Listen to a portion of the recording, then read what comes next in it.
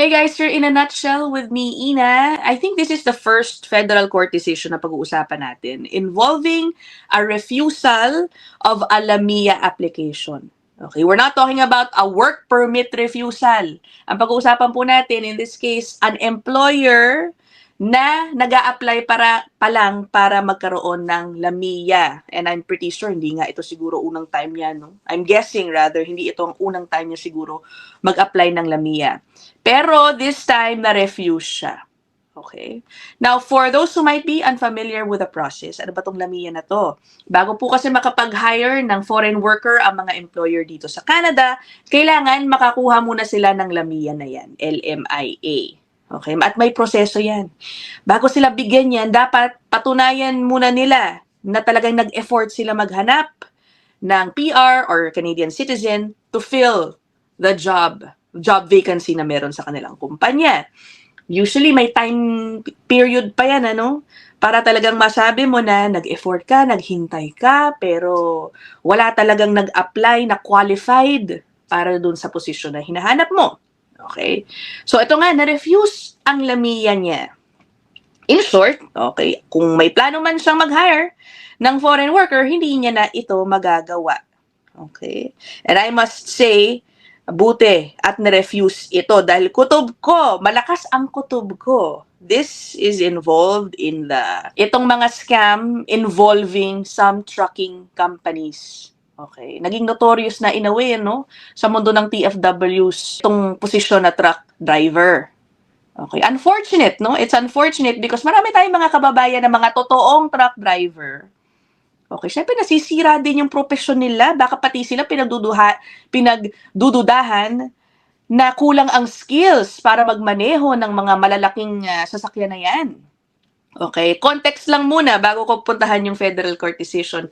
Ang dami na pong mga nagsilabasang mga investigative reports here in Canada talking about how some trucking companies are involved in this LAMIA for sale scheme involving truck drivers. So, yung mga operator ng truck companies, nakakakuha sila ng LAMIA, ang hinahire nila ay hindi naman mga tunay na driver.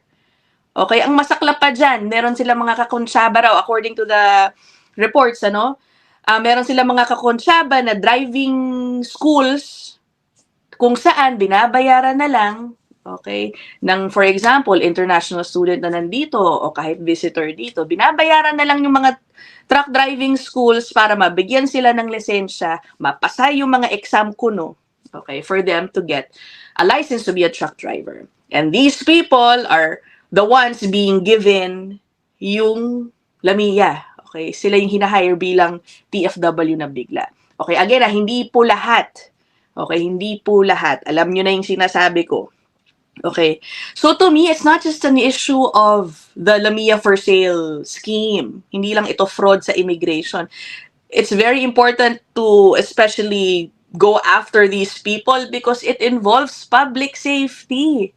Imagine, kung ikaw nasa minivan ka with your family driving alongside a big vehicle, a truck na hindi pala skilled or qualified para magmaneho ng isang truck yung nandun sa Manibela. That's very risky. It puts at risk the lives of so many people, right? Parang galit na galit ako, no? Anyway, sige, puntahan na natin itong federal court decision. Bago lang din to. Published January 14, 2026. I have a feeling actually hindi ito ang first application for LAMIA ng employer na ito. Siguro this time lang siya nakatikim ng refusal. Okay. So, ito po, application for a judicial review. Okay, pumunta siya ng korte. Matapos, i-refuse ng Employment and Social Development Canada yung kanyang application for LAMIA. Oo, guys, yung ESDC kasi yan yung nangangasiwa ng TFW program. Okay? Ito na.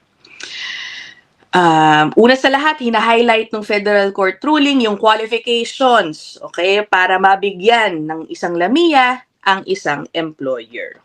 Ano ba nangyari? Ang kumpanya, The North Transportation, was created October 2018. May trucking operations daw across North America. December 2023, okay, eto na, nag-advertise na siya sa job bank. Okay. At iba-iba pang mga job sites, no? All-Star Jobs, Career Owl, and Jobs for Aboriginals. Okay, job posting indicated that the applicant was seeking a transport truck driver na meron daw dapat 13 plus years of experience. Yan yung isa sa kanyang mga eligibility dun sa job posting niya. Sabi, kailangan may Class A driver's license or commercial driver's license, clear driving record, knowledge of safely operating and maintaining various types of dangerous goods, and knowledge and experience in the operation of large trucks and tractor trailers. And the applicant says he was unable to find a suitable candidate for the position. Okay. February 2024, nag-apply na siya for Alamia. So, usually 3 months yata itong dapat job posting mo na nakapost. Okay. Nag-apply na siya ng Lamia seeking to hire a foreign national to work as a transport truck driver. Nung July, okay, yung IRCC officer assessing the application, nag-email sa applicant at humingi ng additional information. Una, kopya nung tracking insurance document showing the number or list of all the trucks na insured sa kanyang kumpanya. Okay, tapos maraming daw mga tanong tungkol sa kung ilan ba ang drivers na meron siya, ilan ang truck nila, magkano ang pasweldo, etc. Okay? Tapos sinatanong din, bigyan mo kami ng justification, bakit kailangan merong 13 plus years of experience ang hinihingi mo dun sa job posting mo nung naghahanap ka palang umano from the PRs and citizens population. Okay, tapos meron pang isa, confirmation that the business would administer mandatory entry-level training, okay, for the truck drivers in Ontario. So, based in Ontario ito. Okay. Humingi pa daw ng extension to respond si applicant at pinagbigyan naman. Eto na, dito na nagduda si IRCC officer. Merong tinatawag na carrier profile. Okay, profile siguro ng kumpanya niya bilang isang trucking company. Yung original carrier profile na sinabit daw along with the Lamia application nung February, sinabi doon 23 ang kanyang trucks. Okay? Tapos humingi nung additional information. Ang sinabi ni applicant, meron siyang 140 trucks. So na may disconnect, ba't mali yung bilang? Magkaiba yung bilang. However, dito naman daw sa updated National Safety Code Certificate and Alberta Carrier Profile na ibinigay rin at nakuha nung IRCC, ang sabi, merong lang 67 trucks na pagmamay-ari itong trucking company na ito. So, iba-iba ang bilang. Ang tinuturing na pinakatama, itong updated National Security Code Certificate na nagsabi na meron siyang fleet of 67 trucks. So, 67, malayong-malayo doon sa mga kinlaim ni employer. Una, sinabi niya 23, tapos pangalawa, sinabi niya 140 trucks. Okay. Tapos, isa pang pinupunto ni IRCC, hindi rin napaliwanag ng husto kung bakit kailangan 13 plus years of experience ang hinihingi niya dun sa kanya mga job posting. At yun, dahil sa mga dahilan na yan, nirefuse ang kanyang Lamia. Ang sabi po ni officer, compared to similar job advertisements for the position, truck drivers don't usually require any mandatory years of experience daw. Baka raw na-discourage din ang Canadian candidates na mag-apply kasi nga sinasabi, bakit 13 plus years? Sabi, Canadian candidates might have applied if the requirements matched similar experience requirements for similar job postings. The position was advertised with excessive requirements.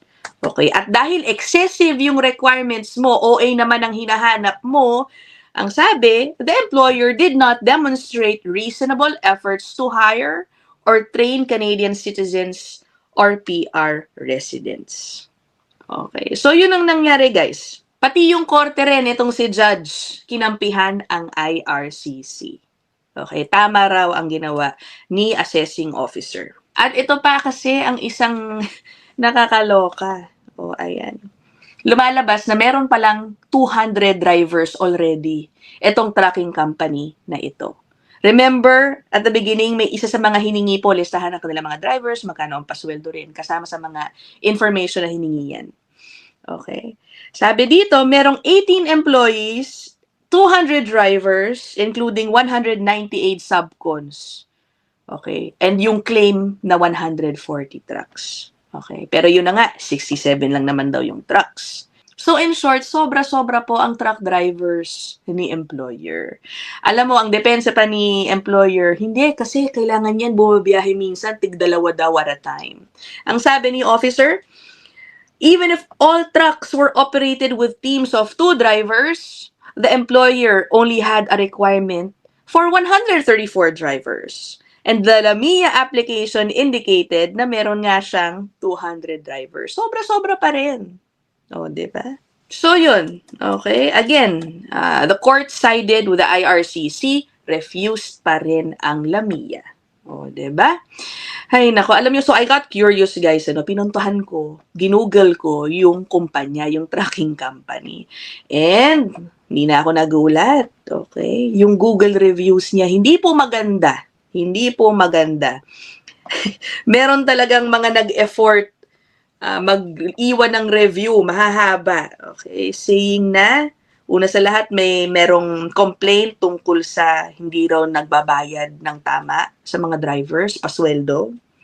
Okay? Tapos meron ding isang nag-complain na may nakasabay daw siyang truck ng kumpanyang ito sa highway at talagang bad experience daw. Hindi ko na put up on the return trip daw niya, no? I witnessed over the course of an hour some of the most dangerous OTR truck driving by a North Transportation truck in my 55 years on the road. Siguro kapwa kapwa truck driver din sa ibang kumpanya.